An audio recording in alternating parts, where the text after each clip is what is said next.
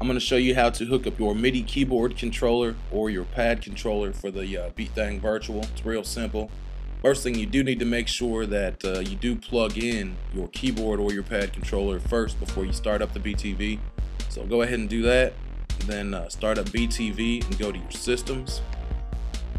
And the MIDI input port is what you want to set, so take a look at that.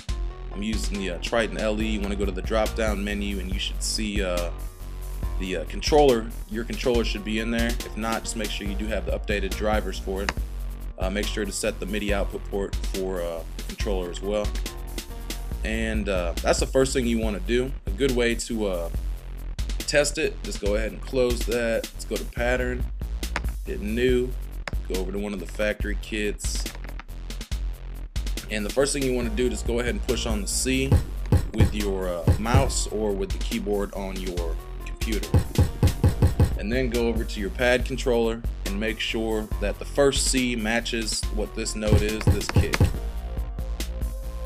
So I'm hitting it and I'm hearing an instrument, so it's sounding like they're not lined up. So you want to go back in to the system settings, and that's when you need to go ahead and select the MIDI notes, the transpose MIDI notes option, and the root MIDI note. Now what you want to do is start with 36. We're finding that 36 does work for a lot of the pad controllers and a few of the MIDI controllers. It does happen to work with my Triton LE here.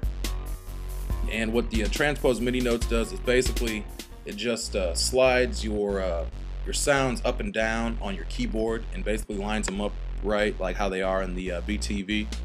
So now that I've got that set on 36, I'm going to go back here, go ahead and click on the C with my mouse, and then go over to my keyboard controller, push the first C, and you hear that they're lining up. It's the same sound, so I got my MIDI keyboard here dialed in. Simple as that.